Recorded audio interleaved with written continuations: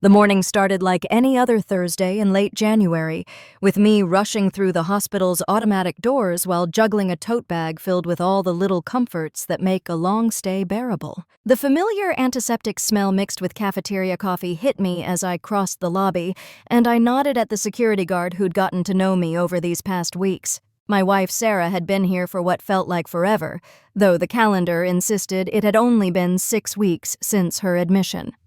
I'd developed a routine that kept me sane during this nightmare. Wake up at 5:30, feed our tabby cat Whiskers, grab whatever Sarah had texted me she needed the night before, and make the 40-minute drive to Riverside Medical Center before my shift at the distribution center. Today's requests had been simple enough: her favorite lavender shampoo because the hospital stuff was making her scalp itch, a new phone charger since hers had stopped working properly, and those expensive organic crackers she'd gotten addicted to during chemo. The elderly woman at the reception desk looked up from her computer as I approached.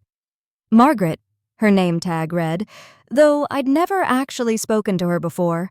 I usually just waved as I passed, knowing exactly where I was going after all these visits.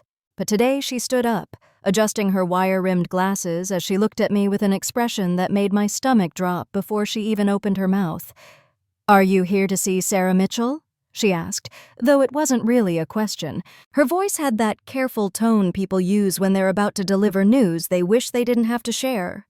"Yes, room 312. I replied automatically, already moving toward the elevators. "I'm running a bit late today, but she's expecting me." Margaret's hand reached out, not quite touching my arm, but gesturing for me to stop. "Mr. Mitchell?" she said slowly, and I could see her struggling with the words. "Are you aware that your wife passed away 3 days ago?" The tote bag slipped from my shoulder, hitting the floor with a dull thud. The bottle of shampoo rolled out across the polished tiles. "What do you mean?" I heard myself say, though my voice sounded strange and distant. "We were just texting this morning. Look, I'll show you." My hands fumbled with my phone, nearly dropping it as I pulled up our message thread. There they were, all lined up in neat little blue and gray bubbles. Her good morning text at 6:15. A complaint about breakfast at 7. The reminder about the shampoo at 7:30. Another message about how she'd finished the last episode of that British mystery show we'd been watching and couldn't wait to discuss it with me. Margaret's expression shifted from professional sympathy to genuine confusion as I held out the phone. She tilted her head, studying the screen through her bifocals. Then she turned back to her computer, typing something with deliberate keystrokes that seemed to echo in the suddenly quiet lobby. She rotated her monitor so I could see it clearly. There it was in stark black text against a white background. Sarah Mitchell, date of death January 15th, 3:44 a.m. Today was January 18th. My mind tried to process this information, while another part of me noticed absurd details, like how someone had left a coffee cup on the reception counter and how the fake ficus tree in the corner needed dusting. 3 days. She'd been gone for 3 days, and I'd been getting messages from her the entire time. The receptionist was saying something about protocols and notification procedures, about how someone should have contacted me, about systems that were supposed to prevent this kind of confusion. But her words seemed to be coming from very far away, like she was speaking from the other end of a tunnel. My legs moved without conscious thought, carrying me toward the elevator bank. Margaret called after me, something about waiting for security, about procedures. But I was already pressing the up button repeatedly, as if that would make it arrive faster. The elevator seemed to take forever, and when it finally opened, a group of medical students spilled out, laughing about something. I pushed past them, probably rudely, and jabbed at the button for the 3rd floor. The elevator rose with agonizing slowness. At each floor, I expected it to stop, for someone else to get on and delay me further, but mercifully, it climbed straight to 3. The doors hadn't fully opened before I was squeezing through, my work boots squeaking on the polished linoleum as I half ran down the hallway I'd walked so many times before. Past the nurse's station where I'd asked about visiting hours and Sarah's medications, past the family waiting room where I'd spent countless hours dozing fitfully in uncomfortable chairs, past the vending machine where I'd bought her ginger ale to help with the nausea, and terrible coffee for myself to stay awake during late-night visits. Everything looked exactly the same, which seemed impossible if what Margaret had said was true. Room 312's door stood wide open. Inside, a young woman in pink scrubs was stripping sheets from the bed with practiced efficiency. The sharp smell of industrial disinfectant hung in the air. Nothing like the gentle lavender scent of Sarah's favorite hand lotion that usually greeted me. The walls were bare, where her get-well cards had created a cheerful collage. The teddy bear her sister had brought, the one wearing a tiny hospital gown that said, "Get well soon," was gone. Even the whiteboard where the nurses wrote their names and little encouraging messages had been wiped clean, showing only the ghostly shadows of old marker strokes. Security guards appeared behind me, 2 of them, moving with the careful determination of people who deal with distraught family members regularly. They took my arms, gently but firmly, and I didn't resist. I couldn't. All the fight had drained out of me the moment I saw that empty, sterile room. "Sir, we need you to come with us," one of them said. His voice was kind, and I realized he could see I wasn't a threat, just a confused husband whose world was crumbling around him. The nurse with the sheets paused in her work, looking at us with a mixture of sympathy and discomfort. "This room was sanitized 2 days ago," she offered quietly. "Standard procedure after—" She trailed off, not wanting to say the words. "A new patient will be admitted tomorrow." They led me to a small, quiet room off the main corridor. It had soft chairs and a box of tissues on every surface, clearly designed for delivering bad news and containing the aftermath. One guard stayed with me, while the other made phone calls in the hallway. I could hear him asking for someone from administration, mentioning my name, using words like notification failure and family distress. An administrator arrived within minutes, a middle-aged woman in a navy suit who introduced herself as Patricia Coleman. She carried a folder thick with papers and a tablet computer. Her expression managed to convey both professional efficiency and genuine concern as she sat across from me. "Mr. Mitchell, I'm so sorry for this confusion," she began, opening the folder. "Let me show you what our records indicate." She spread out several documents, pointing to timestamps and signatures with a manicured finger. According to these records, Sarah had indeed died at 3:44 a.m. on January 15th. The cause was listed in medical terminology I didn't fully understand, but the words respiratory failure and complications stood out clearly enough. "Your brother-in-law, Michael Thompson, was listed as present at time of death," Patricia continued, showing me another form. "He signed these documents as the family member present." Michael. Of course it would be Michael. I'd been working my second job that night, the overnight shift at the distribution center that I'd taken to help cover the mounting medical bills. Sarah's insurance was good, but not good enough to cover everything, and the co-pays and deductibles had been eating through our savings at an alarming rate. Michael had volunteered to stay with her on the nights I couldn't be there. He'd seemed so caring, so concerned about his older sister's comfort. I'd been sending him money regularly to cover his expenses. $50 here for parking and cafeteria food, $100 there for a hotel room so he wouldn't have to make the hour drive home in the middle of the night. Gas money, meal money, whatever he said he needed to be there for Sarah. She would text me what she needed, and I'd transfer the money to Michael immediately through my banking app. Patricia was still talking, showing me more papers. Several nurses had made notes that they hadn't actually seen Michael that night after 11 p.m. He'd signed out at the nurses' station, claiming he'd be right back, just needed to grab something from his car. But Sarah had died nearly 5 hours later, alone, with no family present. My phone buzzed in my pocket. Without thinking, I pulled it out. Another text from Sarah's number appeared on the screen. The message made my blood run cold. "Feeling so much better today, but the doctor says I need a special medication that insurance won't cover. Can you send Michael $300 for it? He'll pick it up for me." My hands shook as I typed back, "Michael, is this you?" The 3 dots appeared immediately, showing someone was typing on the other end. Then the response popped up. "What are you talking about? It's me, Sarah. Why would you think I'm Michael?" Patricia leaned over to see what I was looking at. Her eyes widened as she read the exchange. "Save everything," she said urgently. "Screenshot it all. And keep him talking if you can." My fingers trembled as I took screenshot after screenshot, then typed another message. "Where are you right now?" Another quick response. "In my room, of course. Where else would I be? Are you okay? You're acting strange." Patricia was already on her phone, calling security again. She asked them about the chain of custody for patient belongings from room 312, then listened intently, occasionally making notes on a legal pad. When she hung up, her expression was grim. Security confirms that Michael Thompson signed for all of Sarah's personal belongings on the morning of January 16th, she said. That's less than 4 hours after she passed away. Her phone, jewelry, clothes, everything. My phone kept buzzing with more messages from Michael pretending to be Sarah. Each one dug the knife deeper.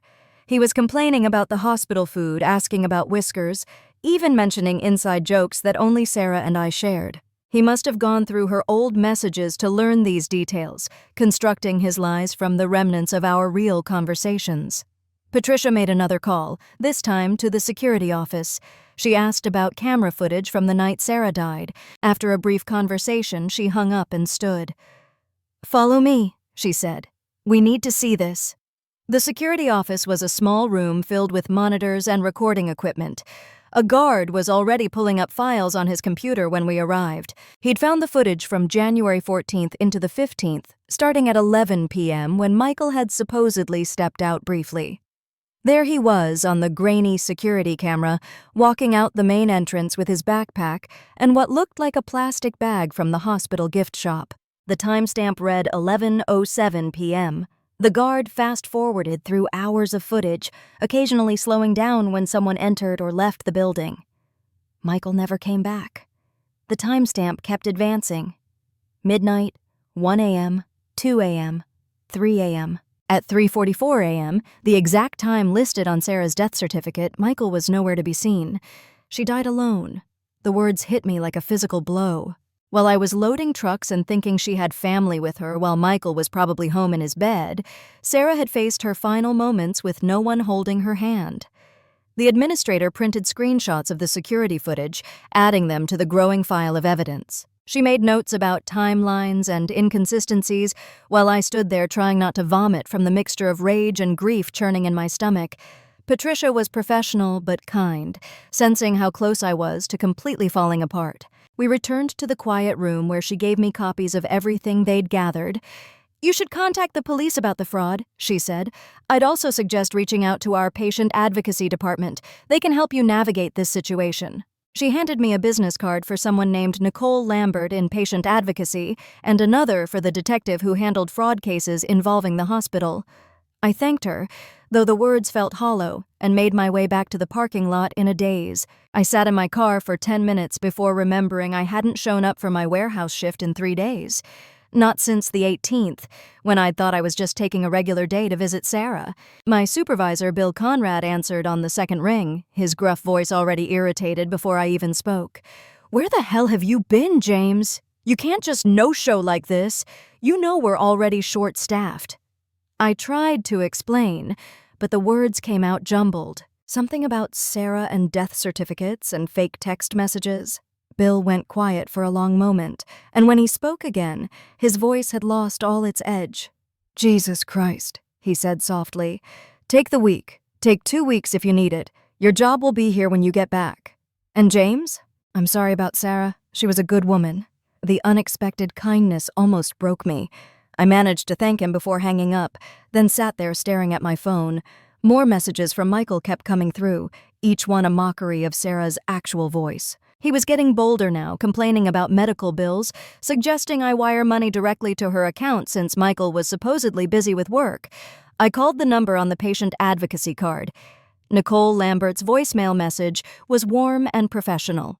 Left a rambling message explaining the situation, probably sounding like a crazy person as I tried to summarize the discovery, the fake texts, the theft, everything. I asked her to call me back as soon as possible. 20 minutes later, while I was driving home, Nicole called back. She'd already reviewed Sarah's file after getting my message. Her voice was calm but serious as she explained this wasn't the first time she'd seen family members exploit a death for money. The combination of grief, confusion, and financial stress created opportunities for unscrupulous relatives. "Can you come to my office tomorrow morning?" she asked. "We need to document everything properly for potential legal action. I want to make sure you have all the support you need through this." I agreed, and she gave me directions to the patient advocacy office on the second floor of the medical building adjacent to the main hospital. As I hung up, I realized I was pulling into my driveway without any memory of the drive home. Muscle memory had carried me through the familiar route while my mind reeled from the day's revelations. That evening, I sat at our kitchen table with 3 months of bank statements spread out before me like evidence in a crime scene. I started adding up every transfer I'd sent to Michael, my stomach turning with each entry. $50 on December 28th for parking and food, $75 on January 2nd for a hotel room, $100 on January 5th for gas and meals, another $100 on January 8th when he claimed the parking rates had gone up for overnight stays, $50 on January 10th, $150 on January 12th when he said the hotel had raised their rates for the new year, $75 on January 14th, the night he abandoned her. The total came to over $2,000, and that was just what I could find in the statements. There had been cash I'd given him before Sarah's admission, probably another $500 or more, all of it supposedly to ensure my wife had company during her final weeks. Whiskers jumped onto the table, carefully picking his way between the papers. He walked over to Sarah's empty chair and meowed, looking around as if wondering where she'd gone.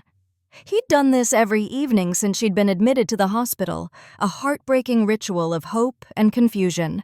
My chest tightened as I watched him settle into her spot, purring softly as if she might return any moment. I stood abruptly, unable to sit in that kitchen with its memories any longer. In the living room, Sarah's knitting basket sat exactly where she'd left it, next to her favorite spot on the couch. A half-finished scarf spilled out of it, soft blue yarn that she'd been working on before the pain got too bad to continue. She'd said it was going to be for me, for the cold early morning shifts at the warehouse. Now it would never be completed. I picked up my phone and dialed Michael's number directly. It rang once before going to voicemail, which meant he was actively declining my calls. His recorded voice, trying so hard to sound professional and important, made my skin crawl. I left a message, not caring that my voice shook with rage. I know what you did, Michael. I know about the texts, about leaving Sarah alone, about taking her phone and belongings. You betrayed both of us for money. She died alone because of you. Return her things immediately or I'm going to the police. Actually, I'm going to the police anyway. You stole from a dying woman. You stole from your own sister.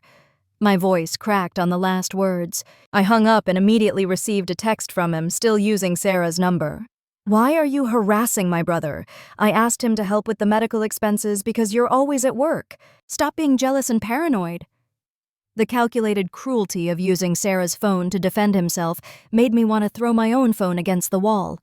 Instead, I screenshot the message and added it to my growing collection of evidence. Every text was another nail in the case I was building against him. The next morning, Nicole Lambert called at exactly 8 a.m.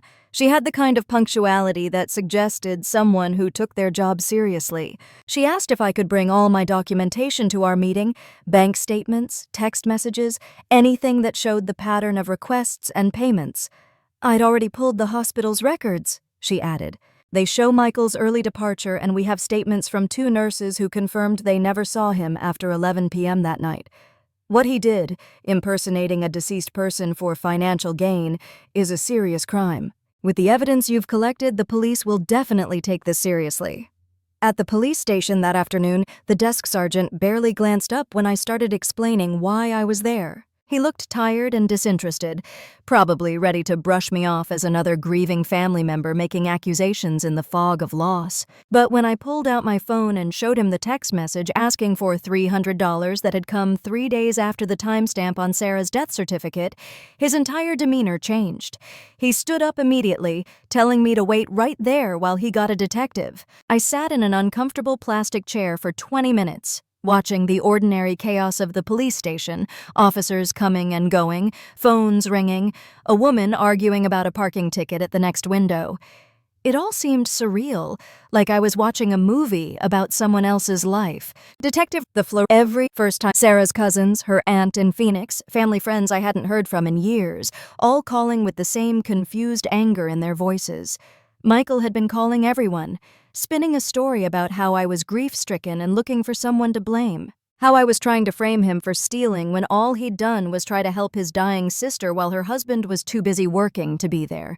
The damage to family relationships happened quickly. Some relatives believed Michael's version immediately, especially those who'd always thought I worked too much. Others wanted to hear my side but approached it with the careful tone of people trying to stay neutral in a family dispute. Each conversation felt like defending myself in court, laying out evidence to prove I wasn't the villain Michael was making me out to be. Most changed their tune once I explained about the texts coming from Sarah's phone after she died. Even the most skeptical relatives couldn't explain that away, though some tried. Maybe it was a mistake at the hospital, they suggested. Maybe the dates were wrong. Maybe grief was making everyone confused. But the evidence was clear, and eventually, most of the family understood what had really happened. The family dynamics would never be the same, though. Every future gathering would have this shadow hanging over it, the knowledge that Michael had done something unforgivable and that some family members had been ready to take his side without question. Nicole called the next morning, offering to help me create a comprehensive timeline document. She understood how exhausting it was to explain the situation over and over to different people. We could put together something clear and factual that you can share instead of reliving it every time someone asks, she suggested. We met at her office and spent 3 hours organizing everything chronologically. Death certificates, phone records, bank statements, security footage timestamps, all arranged to tell the story without emotion or interpretation. Just facts and dates that showed exactly what Michael had done and when he'd done it. She made copies of everything, both physical and digital versions I could email to anyone who wanted the truth, without making me recount it personally. While we were working, my phone rang. The caller ID showed it was from Verizon, my cell phone provider. A woman named Elsie Chen introduced herself as a fraud prevention specialist. She had concerning news. Michael had attempted to add himself as an authorized user on Sarah's account just 2 days after her death. He used her social security number and date of birth, which he must have gotten from her hospital paperwork. Elsie explained. The attempt failed because we'd already flagged the account due to the death notification. But I wanted you to know about it. This suggests a pattern of deliberate fraud rather than confusion or grief. The calculated nature of his actions became clearer with each revelation. This wasn't a momentary lapse in judgment or a desperate grab for money in the midst of grief. Michael had planned this, gathering information while Sarah was dying, positioning himself to profit from her death. I thanked Elsie and asked her to send me documentation of the attempted account access, one more piece of evidence to add to the growing file. She said she'd also put additional security measures on all accounts associated with Sarah to prevent any further attempts. Eventually, I had to return to work. Bills didn't stop arriving just because my world had fallen apart. The medical bills in particular seemed endless, arriving daily like paper cuts to remind me of our loss. Bill had rearranged the schedule so I could work day shifts instead of overnights, understanding without my having to explain that I couldn't handle being awake all night anymore, thinking about Sarah dying alone in that hospital room. The warehouse guys were awkward around me at first. Death makes people uncomfortable, and death complicated by family betrayal even more so. They didn't know what to say, so mostly they said nothing, just nodded when I passed or offered brief condolences. But gradually, things settled into a new kind of normal where I could focus on loading trucks and checking inventory without completely falling apart. The physical nature of the work helped. Lifting boxes and organizing shipments gave my body something to do while my mind processed everything. Some days I worked through lunch, not hungry, just needing the distraction of constant movement. Bill never said anything about it, just made sure I was staying hydrated and took my breaks when required by law.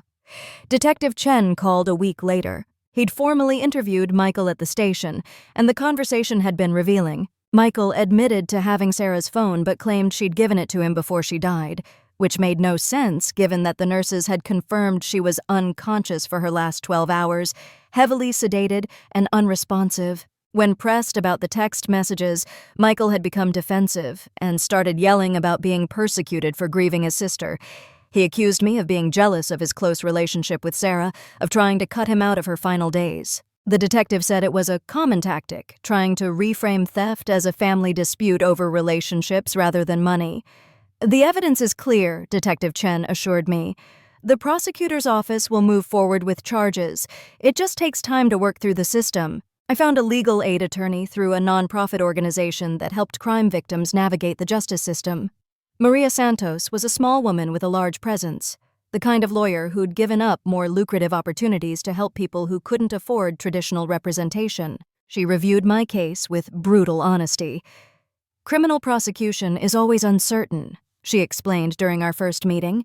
"Juries can be sympathetic to family members claiming grief and confusion, but civil court might be a better option for getting restitution. We can file a lawsuit for fraud and emotional distress. Even if he doesn't have money now, a judgment would follow him. Wage garnishment, asset seizure, whatever it takes to get back what he stole." She started the paperwork that afternoon, working pro bono because she believed in the case. "Sometimes just having a lawsuit pending makes people more willing to negotiate," she said, "especially if they're trying to maintain their reputation or apply for jobs that do background checks." 3 days later, I received an unexpected Facebook message. A woman named Jessica Martinez said she was Michael's girlfriend and needed to talk to me urgently. She seemed nervous when we met at a chain coffee shop near the highway, constantly checking over her shoulder as if afraid Michael might walk in. Jessica had been dating Michael for 6 months. She looked exhausted and defeated as she explained how he'd been borrowing money from her throughout their relationship. It had started small, $20 here and there for gas or groceries. Then larger amounts for what he claimed were family emergencies. He'd told her about Sarah's illness, how expensive the treatments were, how the family was struggling to afford proper care. "I believed him," she said, stirring her untouched latte absently. "He seemed so caring about his sister. He'd cry talking about her. I gave him almost $3,000 over the months. I thought I was helping." She pulled out her phone and showed me screenshots she'd taken from Michael's laptop when she'd started getting suspicious. The browser history showed dozens of visits to online gambling sites, poker rooms, sports betting, casino games. There were emails from sites demanding payment, threatening to send collectors. One showed a debt of over $10,000 to an offshore gambling company. "This is why he needed money so badly," Jessica said. "He's addicted. Has been for years, apparently." His ex-girlfriend messaged me on Instagram after she saw us together in photos. She warned me, but I didn't listen. I thought she was just bitter about the breakup. I stared at the screenshots, feeling a strange mix of anger and pity. Michael had destroyed his relationship with his dying sister and torn apart a family for gambling debts. The addiction explained the desperation but didn't excuse the cruelty of what he'd done. Jessica promised to send me everything she had and agreed to speak to Detective Chen if needed. She was already planning to file her own police report about the money he'd taken from her under false pretenses. As she gathered her things to leave, she paused. "I'm sorry about your wife," she said quietly. "She deserved better than this. You both did." Planning Sarah's memorial service became another source of family conflict. It had been scheduled for 3 weeks after her death, delayed because of the investigation and the chaos Michael had created. Of course, he insisted on attending, claiming it was his right as her brother to say goodbye properly. Half the family supported him, saying funerals were for forgiveness and closure. The other half thought his presence would be an insult to Sarah's memory. I finally decided I couldn't legally ban him from a public funeral home, but I could take precautions. I hired an off-duty police officer to provide security, explaining the situation and my concerns about potential disruptions. Officer Williams was a tall, calm man who understood family drama from years of experience. He promised to keep things peaceful while allowing Michael to attend if he behaved appropriately. The service itself was both beautiful and excruciating. Sarah's best friend from college gave a eulogy that captured her warmth and humor perfectly. Her sister read a poem Sarah had loved. The nurses from the oncology ward who'd grown fond of her during her treatments came to pay their respects. Even some of my coworkers showed up, awkward in their suits, but genuine in their condolences. Michael arrived late, sliding into a back pew. When it came time for family members to speak, he stood up and walked to the front. The room tensed. Officer Williams shifted slightly, ready to intervene if needed. But Michael just stood there, gripping the podium, tears streaming down his face. He tried to speak several times, but couldn't get words out past the sobs. Whether it was genuine grief for Sarah or self-pity for his situation, I couldn't tell. Maybe it was both. He finally gave up and collapsed back into his seat, shoulders shaking. Watching him, I realized he'd destroyed not just our relationship, but his own connection to his sister's memory. He'd have to live with that for the rest of his life. After the service, I stood in the receiving line, shaking hands and accepting condolences. Michael approached near the end, his face blotchy and swollen from crying. He started to say something, but I just looked at him steadily until he dropped his gaze and walked away. Some things couldn't be fixed with apologies, even if he'd been capable of offering one. The next day, I met with someone from my credit union about protecting my accounts from any further fraud attempts. Mahmood Patel was a security specialist who'd seen every type of financial crime imaginable. He helped me freeze Sarah's accounts that were still open, set up fraud alerts on everything, and change passwords to complex combinations that Michael could never guess. We also set up a special notification system, he explained, typing rapidly on his computer. Any attempt to access these accounts, add authorized users, or change contact information will trigger an immediate alert to both you and our fraud department. It's unfortunate that you need this level of security from a family member, but it's more common than you might think. The gambling debts explained Michael's desperation, but they also meant any money he'd stolen was likely gone forever, fed into the endless appetite of online casinos and poker rooms. Mahmoud said recovery in these cases was nearly impossible. The sites were often based in countries with no legal agreements with the United States. Even if we could trace specific transactions, the money had probably been recycled through so many accounts that it was untraceable. 3 weeks after the memorial service, Detective Chen called with an update. The district attorney's office wanted to meet with me about the charges against Michael. He gave me the address and said to bring all my documentation, even though they already had copies of everything. Prosecutors like to see victims who are organized and committed to following through. The meeting was scheduled for a Tuesday morning. I took time off work and drove downtown in my old pickup truck, wearing my only suit that I'd bought for the funeral. The prosecutor's office was in a government building that felt intimidating with its metal detectors and uniformed security. Detective Chen met me in the lobby and escorted me to the 4th floor where the white-collar crime unit was housed. The prosecutor, a young woman named Ashley Rodriguez, was all business. She had my case file spread across her conference table, sticky notes marking different sections. Her assessment was thorough but not optimistic about serious jail time. Cases like this typically end in plea bargains, she explained. Your brother-in-law has no prior criminal record.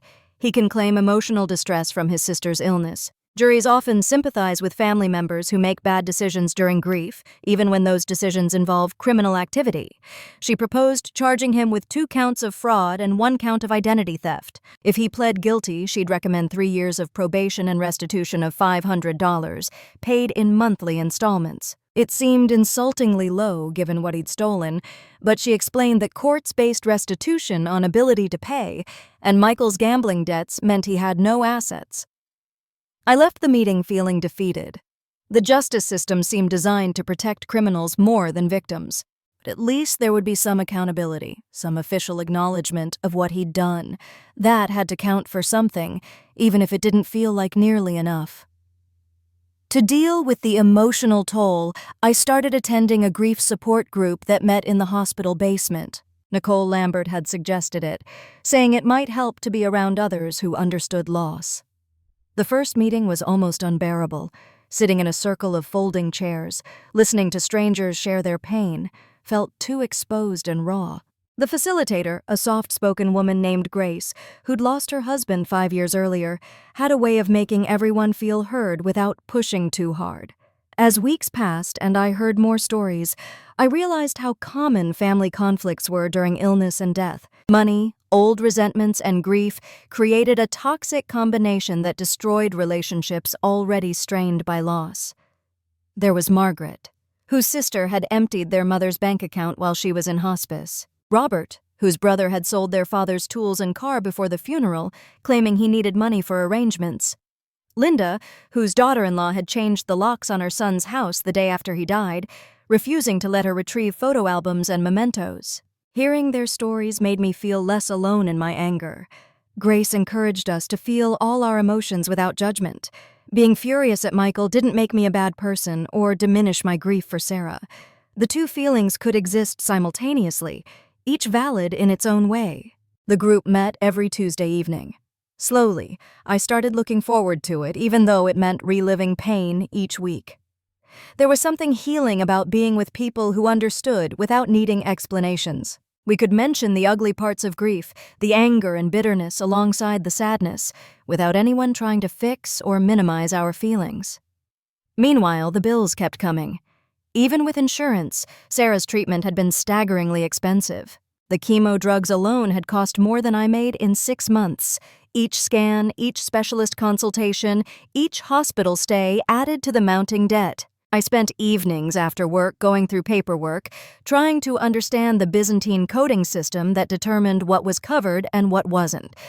Nicole connected me with Caitlin O'Brien, a social worker who specialized in medical debt resolution. She came to my apartment on a Saturday morning with a briefcase full of forms and a laptop loaded with spreadsheets. Together, we went through every single bill, identifying errors and opportunities for reduction. "This one's been coded wrong," she'd say, marking another statement with a yellow highlighter. "They've billed you for a private room, but Sarah was in a semi-private. That's a $1,200 difference per day." She found thousands of dollars in errors, duplicate billings, and procedures that should have been covered but weren't. She helped me apply for 5 different hardship programs offered by the hospital, drug companies, and charitable organizations. The applications were extensive, requiring tax returns and pay stubs and detailed financial statements, but Caitlin walked me through each one. "It'll take months to resolve everything," she warned. "But when we're done, you should be able to manage the payments without bankruptcy. Won't be easy, but it'll be possible." 2 days after meeting with Caitlin, I received a certified letter that required a signature. My hands trembled as I opened it, expecting another bill or legal notice. Instead, it was from Michael's attorney, a lawyer named David Walsh, whose letterhead proclaimed expertise in family law and mediation. The letter proposed a settlement. Michael would return some of Sarah's belongings in exchange for me writing a letter to the prosecutor saying I didn't want to pursue maximum penalties. The attorney had included an inventory of items: Sarah's jewelry box, family photos, her favorite sweater, and a few other personal effects. Notably absent were her phone, any cash she might have had, and several valuable pieces of jewelry I knew she'd been wearing. I wanted to tear the letter into pieces. The idea of negotiating for my dead wife's belongings with the man who'd abandoned her made me physically ill. But I needed those things back. They were all I had left of her besides memories and photographs. My legal aid attorney, Maria, read the letter with pursed lips. "This is actually good," she said finally. "It shows he's worried about the criminal charges. He's trying to minimize damage before sentencing. We can work with this." She explained that I couldn't actually drop charges since the state was prosecuting, but I could write a victim impact statement suggesting leniency. It might influence the judge's decision on sentencing. More importantly, it gave us leverage to demand everything back, not just the items Michael wanted to return.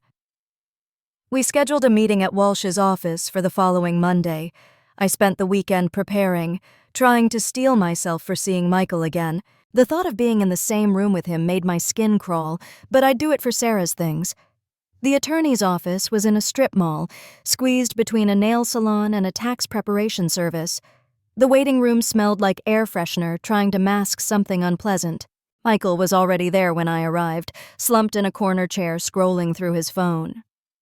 He'd lost weight since the funeral, his clothes hanging loose on his frame. He didn't look up when I entered. Walsh did all the talking while Michael stared at his hands. The attorney pushed a cardboard box across the table toward me, describing its contents in a monotone voice.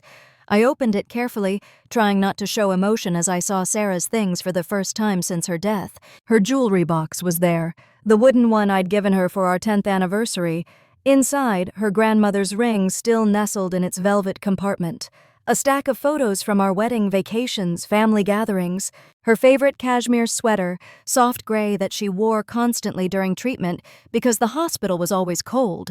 Her reading glasses in their floral case. A leather journal I didn't know she'd kept. "Is this everything?" I asked, though I knew it wasn't. Walsh looked uncomfortable. "These are the items my client is prepared to return at this time," he said carefully, "in exchange for your cooperation with the prosecutor's office." I wanted to demand the rest, to ask about her phone and the missing jewelry, but Maria had coached me to accept what was offered. We could pursue the rest through civil court if necessary.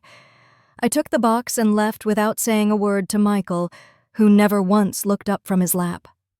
That night, I went through Sarah's things slowly. The jewelry box still smelled faintly of her perfume. Photos brought back floods of memories from happier times when cancer was just something that happened to other people. But it was the journal that broke me. She'd started writing in it during her first round of chemo. The early entries were hopeful, full of determination to beat the disease and get back to normal life. She wrote about how supportive I was, how lucky she felt to have me despite the long work hours. She mentioned Michael visiting, how sweet he was being, how it made her feel less alone when I couldn't be there. But as the entries progressed, the tone changed. She wrote about fear creeping in during the dark hospital nights. She wondered where Michael was when he said he'd stay. She felt guilty for doubting him, but noted how often he seemed to disappear right when she needed company most. The last entry, dated 3 days before her death, was barely legible, her handwriting shaky from weakness or medication. "Feel so alone tonight," she'd written. "Michael said he'd be back an hour ago. James is at work. I understand why, but I'm scared. I don't want to die alone." I threw the journal across the room and punched a hole in the wall that I still haven't repaired to this day. The drywall crumbled easily under my fist, leaving a ragged hole that seemed appropriate. Sarah's worst fear had come true, and the person trusted to prevent it had betrayed her for gambling money. The next morning, I called Detective Chen and told him about the journal entries. He said they could add them to evidence for sentencing, showing the emotional impact of Michael's abandonment. It wouldn't change the charges, but the judge should know that Sarah was aware and frightened in her final days. A week later, the prosecutor's office called with their final decision. They were moving forward with 2 counts of fraud and 1 count of identity theft. The abandonment issue was too legally complex to prosecute, though everyone involved understood the moral weight of what Michael had done. They expected him to accept a plea deal rather than risk trial. The same day, Elsie from the phone company sent me a final report that twisted the knife even deeper. Her investigation had revealed that Michael had deleted dozens of Sarah's real text messages from her phone before starting his impersonation. He'd systematically erased her actual final communications to me, replacing them with his own requests for money. "Those deleted messages are gone forever," Elsie explained gently. "Once they're removed from the device and our backup window passes, there's no way to recover them." "I'm sorry. I know that must be devastating. I'd never know what Sarah really wanted to tell me in those last days. Her actual final words to me were gone, destroyed by Michael to cover his tracks. The fake messages requesting money had overwritten whatever comfort or love or farewell she'd tried to send. It was another theft, maybe worse than the money because it could never be recovered or replaced. I started the process of sorting through the rest of Sarah's belongings. Some things were easy to decide about, like donating her professional clothes to the charity that helped women prepare for job interviews. Her books went to the hospital library where other patients could find comfort in the stories she'd loved. Kitchen gadgets she'd collected but rarely used went to the local thrift shop. But personal items required more thought. I made memory boxes for family members who'd supported us, photo albums for her college friends, jewelry for her sister and cousins. Each box was carefully curated with items that would mean something specific to the recipient. It took weeks of evening work, but it helped to think of her belongings bringing comfort to people who'd loved her. The process also helped me avoid dealing with Michael's family, who'd started reaching out about getting their share of Sarah's things. The same people who'd initially believed his lies about me now wanted sentimental items they'd never seemed to care about when she was alive. I ignored their messages, focusing on the people who'd actually been present during her illness. 3 weeks after the plea deal was offered, Michael's sentencing hearing was scheduled. I spent days writing and rewriting my victim impact statement with Maria's help. How do you summarize the devastation of discovering your wife died alone? How do you explain the secondary trauma of learning it was preventable, that someone you trusted had chosen gambling over her comfort? The courthouse smelled of old wood and floor polish. The courtroom was smaller than I'd expected from television shows, more intimate and therefore more uncomfortable. I sat in the front row behind the prosecutor's table, my typed statement damp from my sweaty palms. Michael sat at the defense table in what looked like a borrowed suit, his attorney beside him shuffling papers. When the judge called for victim impact statements, my legs felt weak as I walked to the podium. The microphone seemed too loud as I began reading about losing Sarah twice, first to death, then to the discovery that she'd died alone and afraid.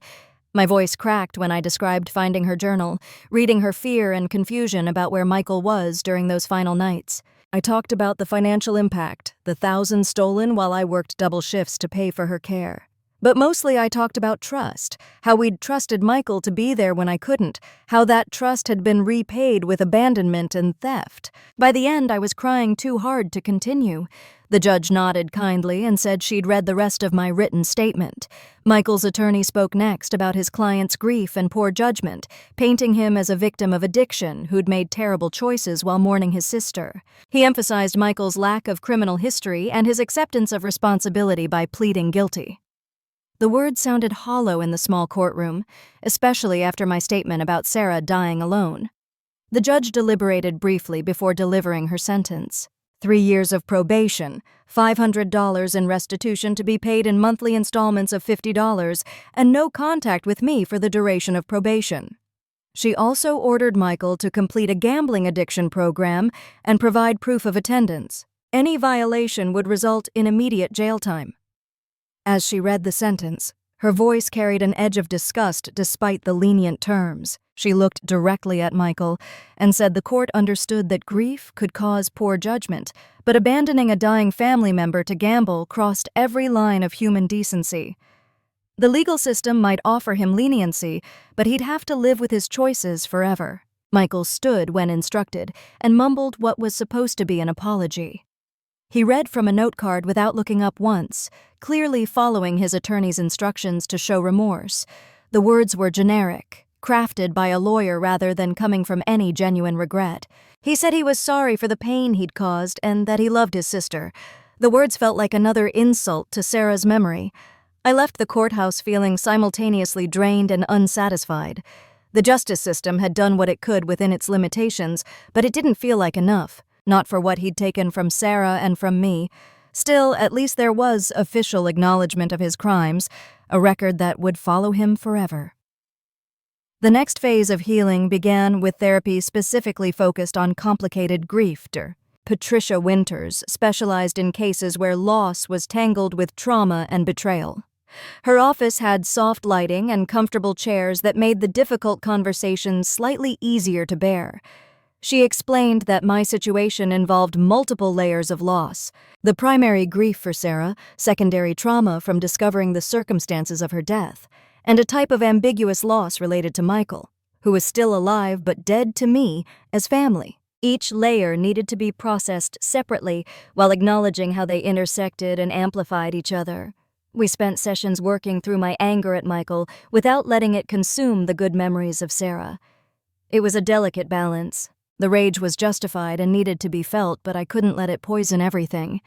Sarah wouldn't have wanted that. She'd have been heartbroken by her brother's actions, but she'd also want me to remember our life together as more than just its tragic ending. 6 weeks after Sarah's death, I experienced my first moment of pure memory without immediate pain.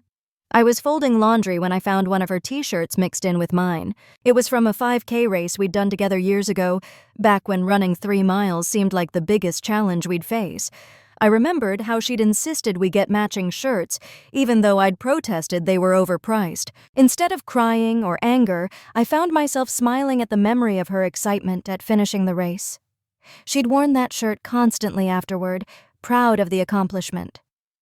For just a moment, I could think of her without the hospital, without Michael, without the trauma.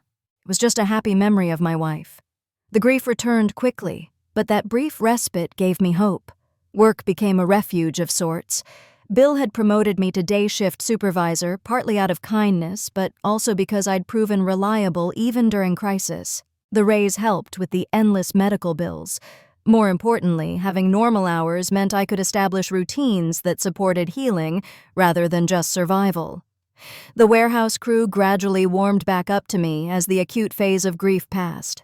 They included me in lunch conversations again, invited me to after-work drinks that I usually declined but appreciated.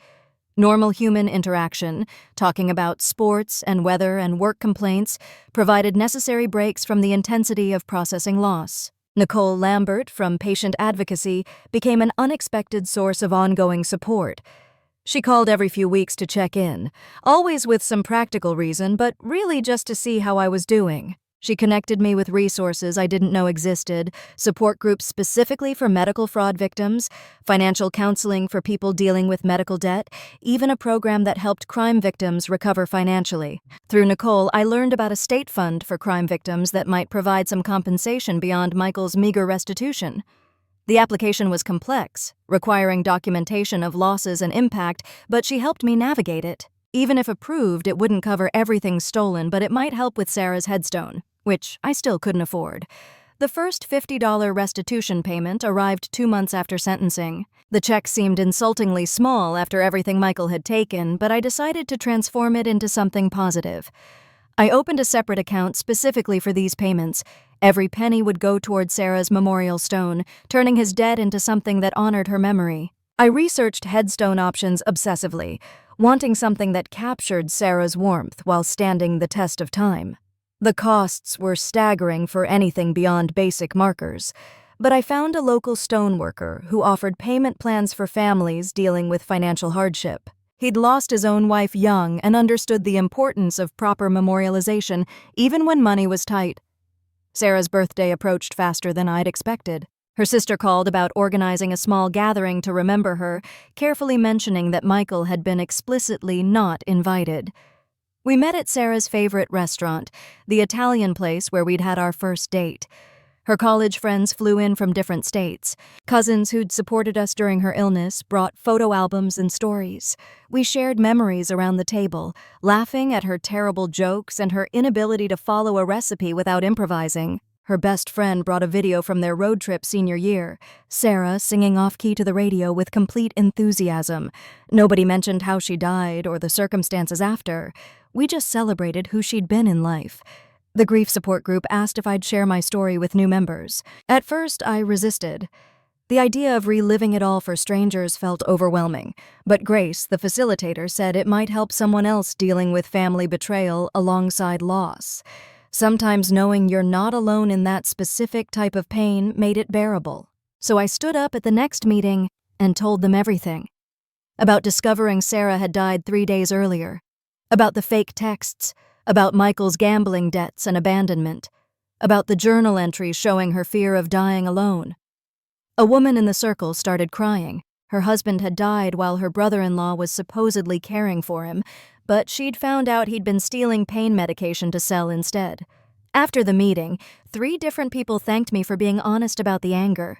Everyone talked about sadness and missing loved ones, but few admitted to the rage that came with betrayal during loss. We formed a smaller group that met for coffee after regular meetings, specifically to discuss the complicated emotions of grieving someone while hating someone else involved in their death.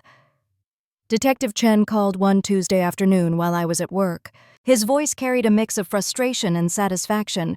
Michael had already violated his probation by creating a fake social media account to try contacting me.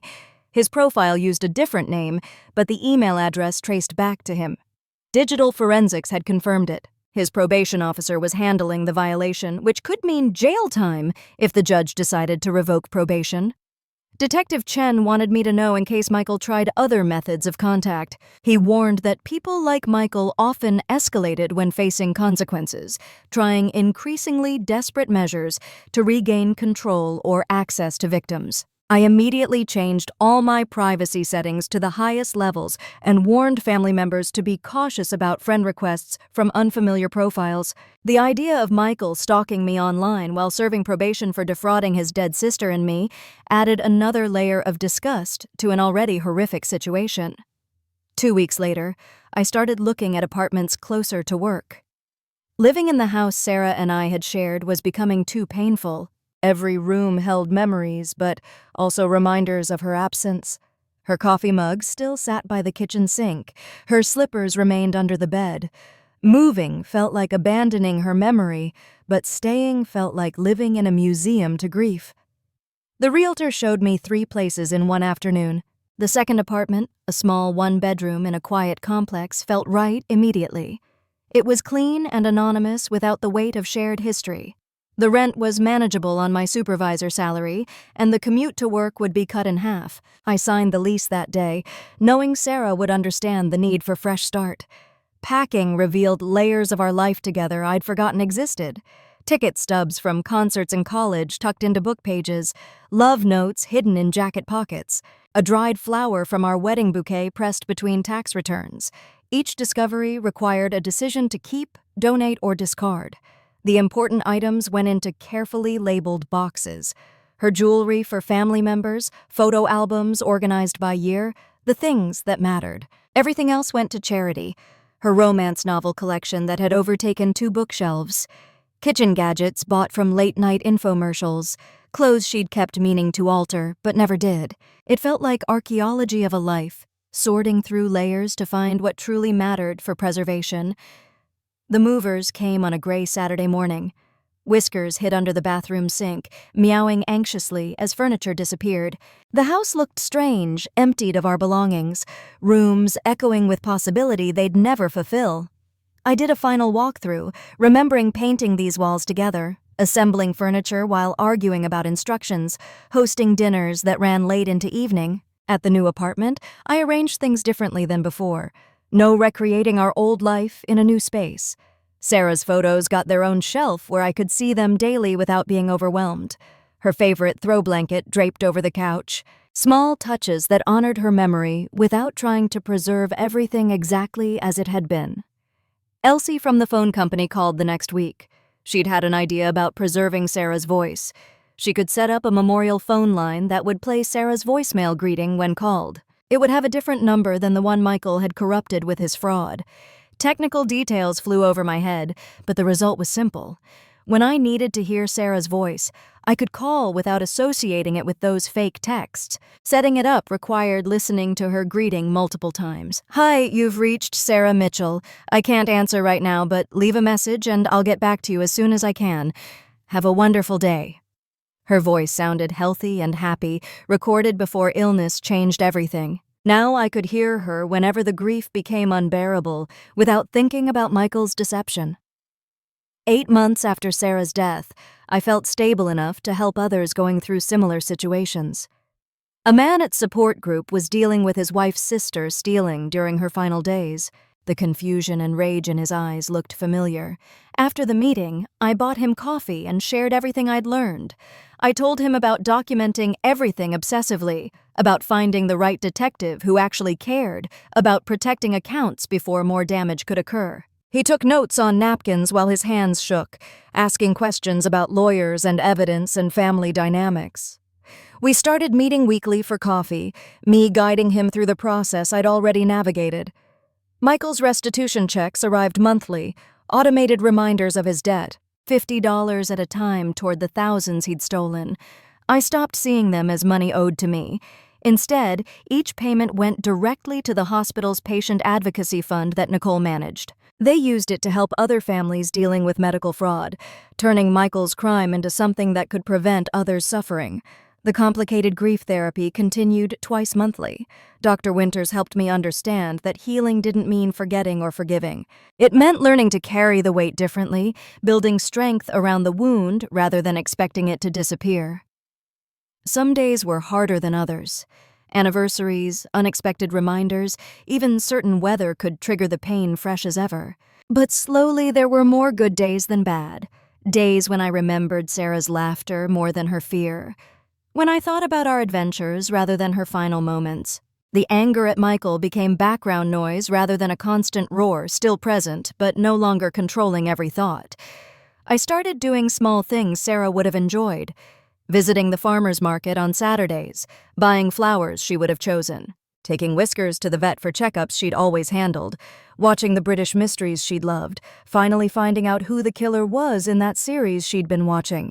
Each activity hurt at first, then gradually became a way of keeping her present in daily life. The 1-year anniversary arrived on a cold January morning.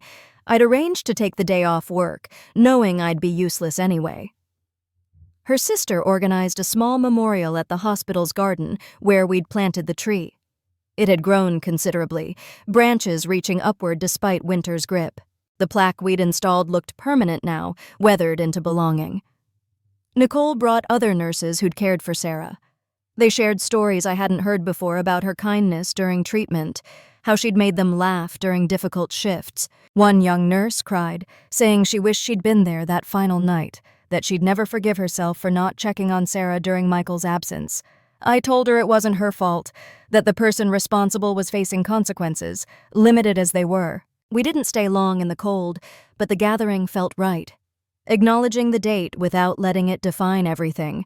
Sarah was more than how she died, more than her brother's betrayal. She was the woman who snorted when she laughed too hard, who couldn't carry a tune but sang anyway, who believed people were fundamentally good despite evidence suggesting otherwise.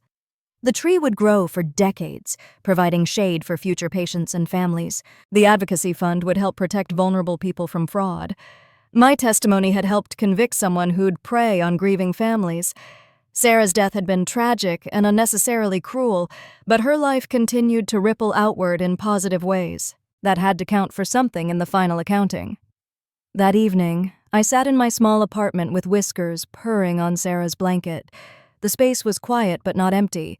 Her photos smiled from their shelf. Her favorite mug held my coffee. She was gone but not erased, absent but not forgotten. Michael had stolen money and final messages, but he couldn't steal the years we'd shared or the love that persisted despite everything.